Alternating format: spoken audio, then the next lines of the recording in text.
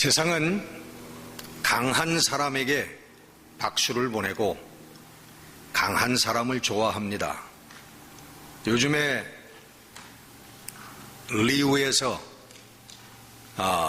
올림픽이 열리고 있죠. 그래서 우리 한국이 금메달 몇 개 땄죠? 벌써 9개나 됐습니까? 네.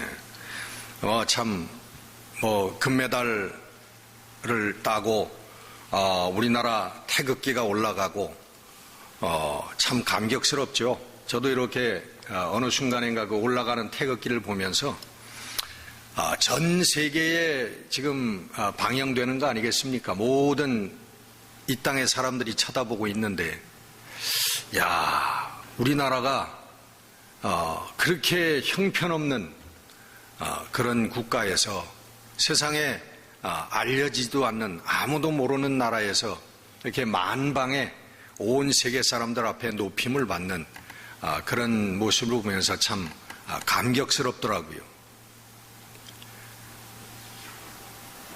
그래서 사람들은 강해지기를 원합니다. 모든 사람의 마음속에 그런 강해지려고 하는 게 있어요. 창세기에서부터 그 사람들의 모습이 나오는데 가인의 5대 손인 라멕이라고 하는 사람은 그렇게 노래합니다. 내가 상함으로 말미암아 사람을 죽였고 내가 다침으로 말미암아 내가 소년을 죽였다. 가인에게 주어진 벌은 7배일지 모르지만 나에게는 라멕에게는 77배일 것이다. 여러분, 이 노래가 무슨 노래냐 하면 도대체 벌 주시는 하나님이 어디 있느냐 하는 그런 얘기예요. 내가 당당하게 내가 사람을 죽이고 내가 어린아이들까지 청년들까지 죽였다. 나를 벌 줄 자가 어디 있느냐 라고 외치는, 신앙을 조롱하고 인간의 강함을 노래하는 그런 인간의 노래라는 거예요. 가인의 후예고 우리 인류 문명과 역사를 의미하는 것입니다. 우리 인간의 역사는 강함을 추구하는 역사입니다. 강한 자만이 살아남고 강한 민족과 국가만이 살아남는 그러한 우리 역사와 문명이에요. 다시 말하면 이 문명은, 이 역사는 가인의 후예들에 의해서 이루어진 그러한 문명이고 바로 라멕의 노래를 추앙하는 자들의 역사라고 하는 것입니다. 다시 말하면 하나님이 어디 있어? 우리를 주장하시고 벌을 주시고 정의를 세우는 하나님이 도대체 어디 있어? 돈이 최고지. 잘 먹고 잘 살면 그것으로 끝이지. 바로 이 정신과 이 마음의 역사라고 하는 것입니다. 그러나 성경은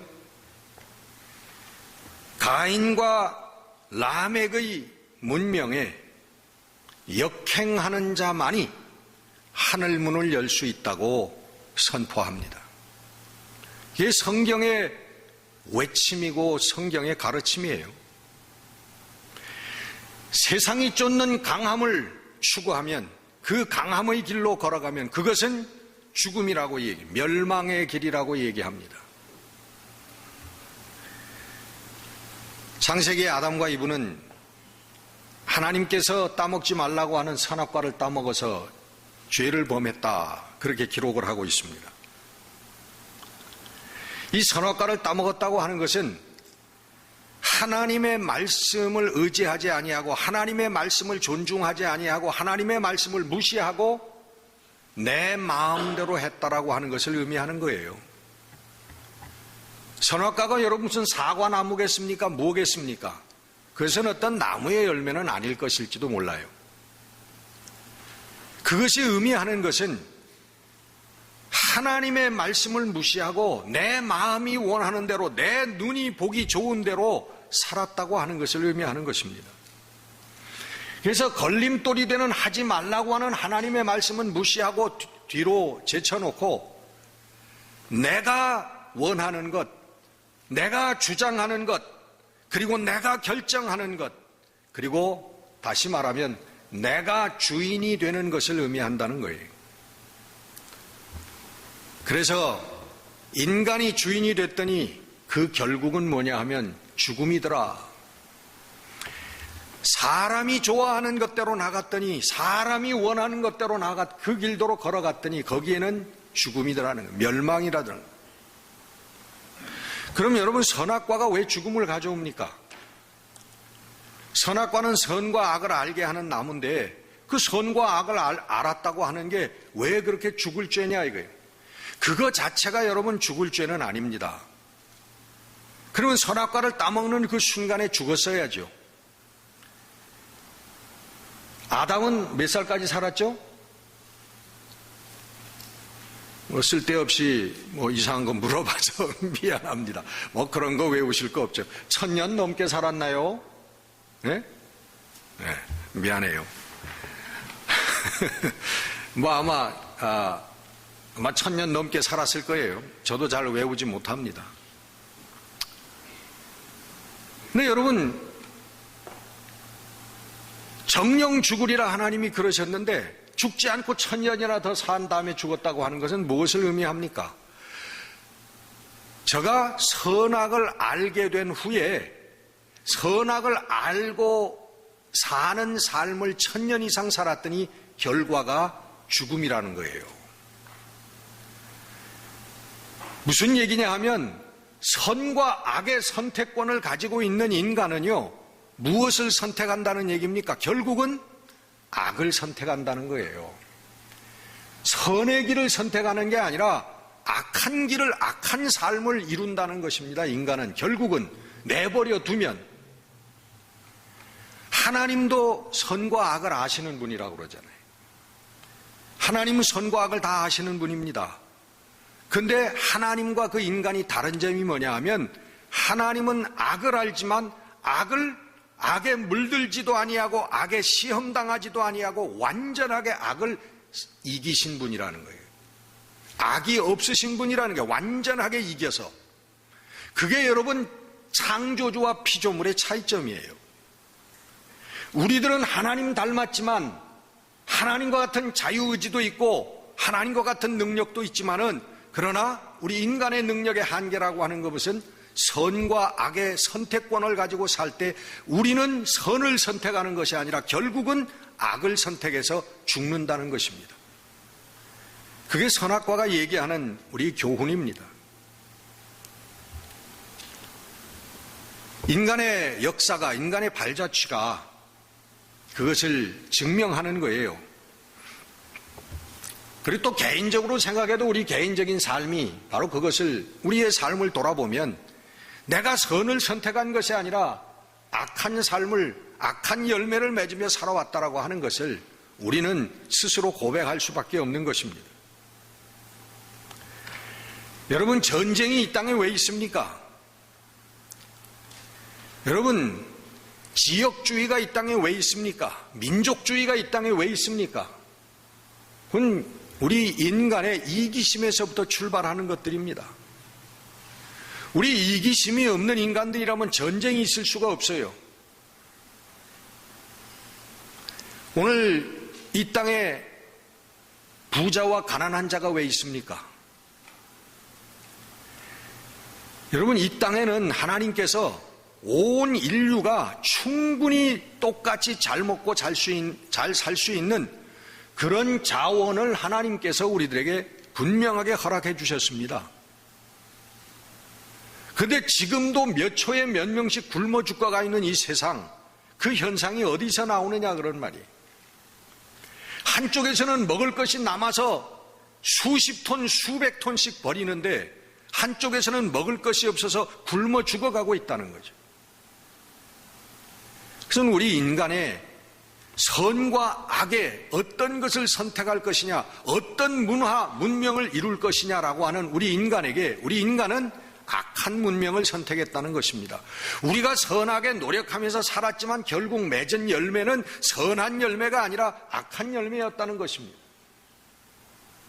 그래서 여러분, 선과 악을 선택할 수 있는 우리 인간 중심이 되면요, 그 결과는 멸망입니다. 그 결과는 죽음이라고 성경은 말씀하고 있는 것입니다. 그래서 성경의 가르침은 뭡니까? 성경의 가르침은 하나님 중심의 삶을 살라고 하는 것이 성경의 가르침입니다. 이 세상이 아무리 좋아 보여도 내가 이 세상에 내 인생의 주인 노릇을 하고 싶은 마음이 있어도 그것을 참고 하나님이 주인이 되시고 하나님이 내 삶의 중심이 되어서 하나님 말씀에 순종하면서 살라고 하는 것이, 그게 성경의 가르침이라고 하는 것이에요. 여러분, 성경 전체를 통해서 성경은 뭘 얘기합니까? 하나님을 의지하라 얘기합니다. 하나님만을 섬겨라 하고 얘기합니다. 하나님을 사랑하라고 성경은 가르칩니다. 하나님 중심의 삶, 인간 중심의 삶이 아니라 하나님 중심의 삶을 살라고 가르치는 것이 성경의 메시지예요. 그러면 살리라 하는 거예요. 하나님만을 의지하고 하나님께 전적인 의지와 전적인 순종을 드렸던 분이 누구십니까? 예수님이. 바로 예수님의 삶을 통해서 하나님은 우리들에게 하나님 중심으로 사는 삶이 뭐냐, 하나님을 의지하고 사는 삶이 뭐냐, 하나님을 사랑하고 사는 삶이 뭐냐 라고 하는 것을 예수님을 통해서 우리들에게 보여주시는 거예요. 예수님이 그렇게 말씀하십니다. 나의 양식은 나를 보내신 이의 뜻을 행하며 그의 일을 온전히 이루는 것이라. 하나님의 뜻을 행하고 나를 보내신 이가 원하는 일을 온전히 이루는, 완전하게 해내는 것이, 그것이 내가 먹고 사는 양식이다, 그렇게 얘기를 합니다. 요한복음 12장 50절에는 내가 말하는 것, 내가 이루는 것은 내 아버지께서 내게 말씀하신 그대로니라. 여러분이 홍 목사가 지금 오늘 여러분들께 설교의 말씀을 드리면서 내가 지금 전하는 것은, 이것은 하나님께서 내게 말씀하신 것입니다, 이렇게 말씀할 수가 없어요. 이렇게 말씀을 드릴 수가 없어요. 이곳에는 제 생각과 제 신앙과 제 철학이 여기에는 스며들어 있습니다. 하나님의 뜻에 따라 하나님 말씀에 따라서 한다고 하지만은 100% 그렇게 할 수가 없는 거예요. 그러니까 예수님께서는 뭐라고 하셨다고요? 예수님은 내가 이루는 것이, 내가 지금 너희들에게 말하는 것이 100% 하나님께서 내게 주신 말씀이다. 내가 하나님께 들은 말씀이다, 아버지께 들은 말씀이다라는 거예요. 그러면서 내가 나를 증거하면은 옳은 것이 아니지만은, 그러나 하나님께서 나를 증거하기 때문에 내 말은 언제나 옳다, 참이다, 그렇게 말씀을 하십니다. 여러분, 이런 말씀이 어디에서 나오느냐 말이에요. 이거는 하나님 중심으로 하나님만을 전적으로 의지하고 하나님께 완전 순종하고 사는 사람이 아니라면 이 말씀을 할 수가 없는 거예요.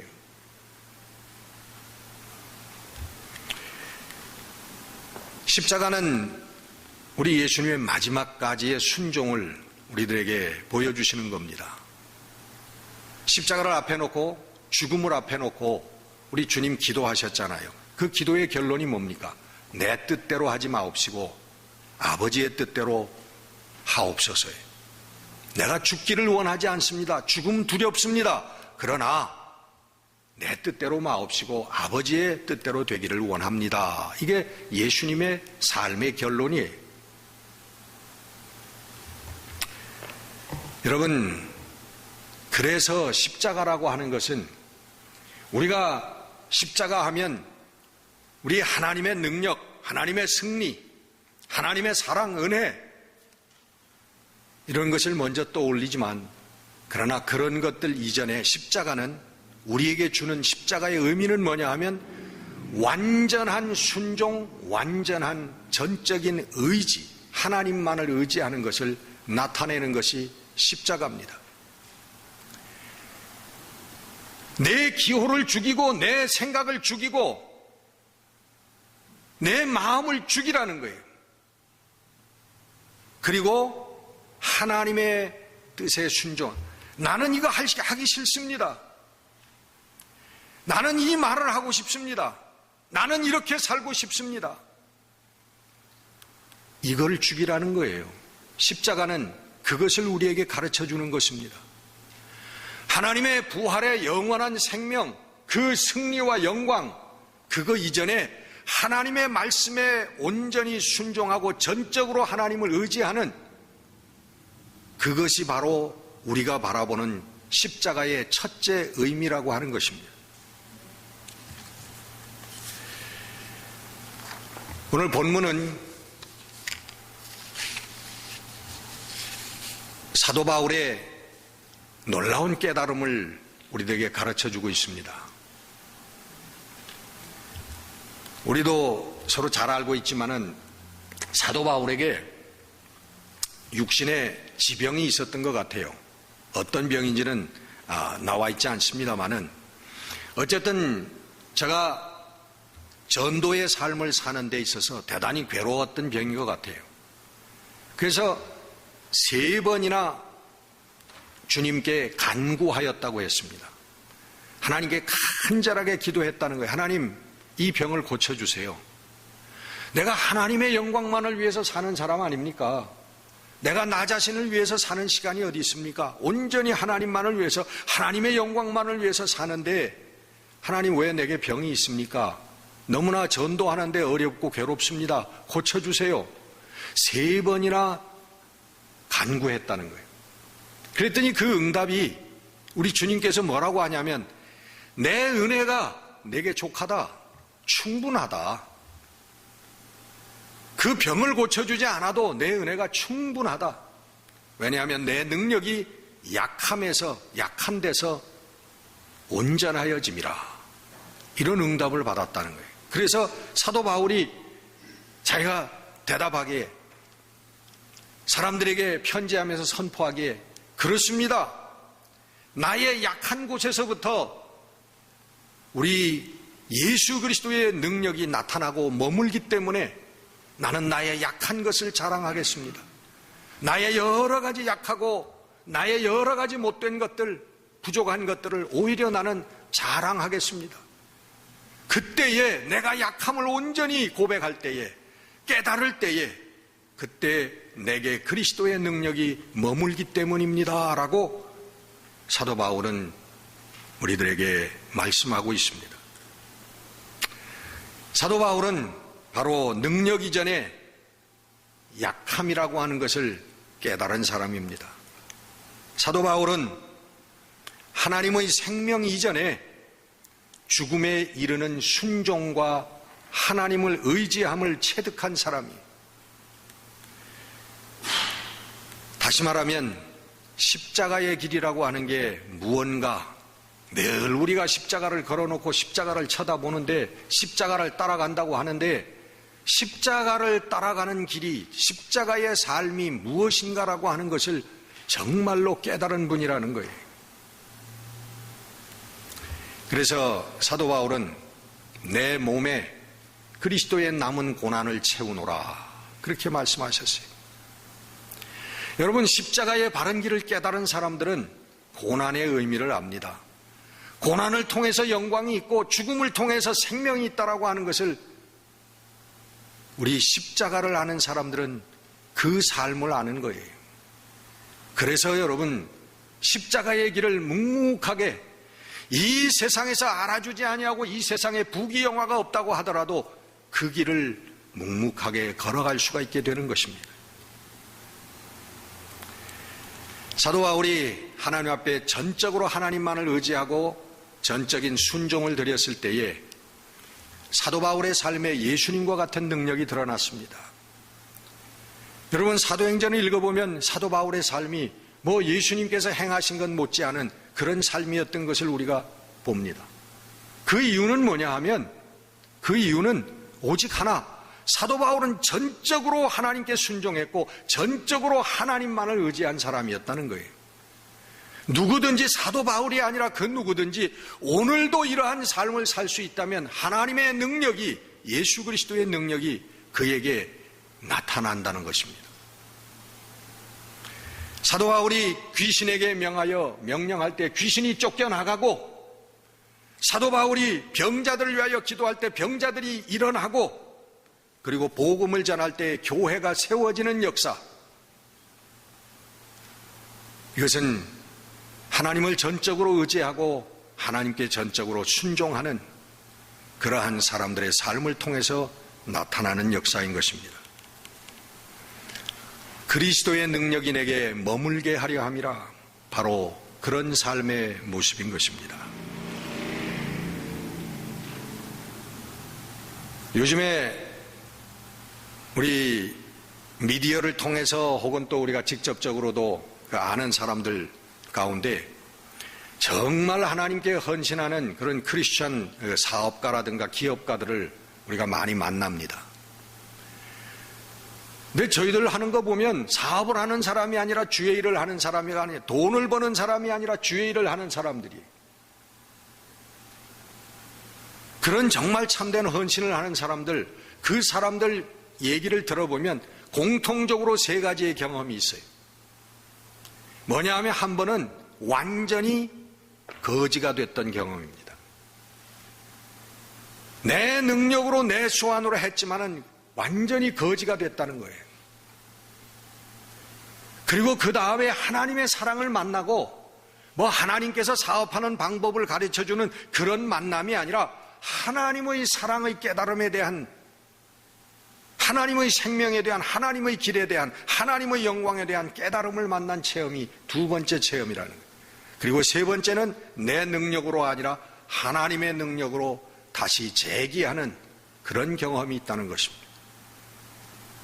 그런 사람들은 내 육신 이전에 하나님의 일을 생각하며 하나님의 영광만을 위하여 돈을 버는 것이 아니라 주의 일을 하는 것이고, 사업을 하는 것이 아니라 주의 일을 하는 사람들이 되어지더라는 것이죠. 여러분, 오직 인간이 강할 수 있는 것은 하나님을 의지하는 순간인 줄 믿으시기를 바랍니다. 인간을 믿고 돈을 믿고 세상을 믿을 때 우리 인간은 연약한 존재일 수밖에 없습니다. 그러나 우리가 하나님을 의지하고 하나님을 믿을 때, 하나님만을 붙들 때, 우리 인간은 이 세상도 이길 수 없는 아주 강한, 가장 강한 인생이 된다고 하는 것입니다. 하나님이 쓰시는 사람은 나의 약함을 자랑하는 사람입니다. 다시 말하면 곧 하나님만을 의지하는 사람이에요. 하나님이 그런 사람을 쓰시는 이유는 그 사람이 가장 강한 인생이기 때문인 것입니다. 기도하겠습니다.